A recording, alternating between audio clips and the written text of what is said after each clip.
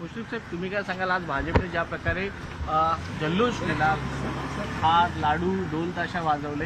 ठीक आहे की त्यांनी आता 4 राज्यामध्ये त्यांना विजय मिळालेला आहे, आनंद व्यक्त करणे स्वाभाविक आहे.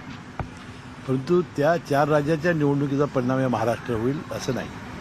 आणि ज्याचा उल्लेख मगाशी तुम्ही केला राष्ट्रपती राजवटचा, डॉक्टर बाबासाहेब आंबेडकरांच्या घटनेमध्ये मेजॉरिटी जर गेली तरच किंवा कायदा सुव्यवस्था अडचण आली.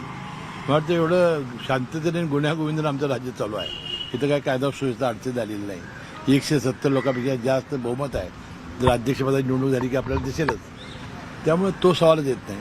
आणि अतिशय चांगलं काम हे उद्धवजी ठाकरे यांच्या नेतृत्वाखाली या राज्यामध्ये सुरू आहे. आजचं जर बजेट जर बघितलं तर सर्व अंगाने अतिशय उत्कृष्ट असं बजेट आहे. भाजपचे नेते वारंवार म्हणतात की महाराष्ट्र अगदी बाकी आहे, कारण 4 राज्यात त्यांना ठीक आहे, त्यांचं 1-2 दिवस आनंद असतात, ते चालणार. 2024 निवडणूक आहे.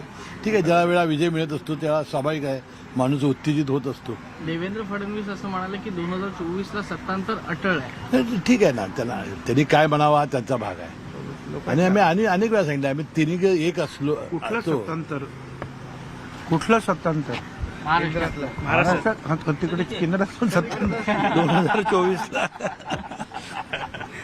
चलो, धन्यवाद. बरोबर, काल नरेंद्र मोदी यांनी सूचित वक्तव्य केलं. त्यांनी म्हटलंय की भ्रष्टाचारविरोधी जो लढा आहे, जो भ्रष्टाचारविरोधी लढा आहे तो अधिक तीव्र होणार आणि भ्रष्टाचार आम्ही संपवणार. कसलं भ्रष्टाचार विरोधी लढा जो आहे तो चांगला अधिक त्यांचा तीव्र. अभिनंदन करायला पाहिजे.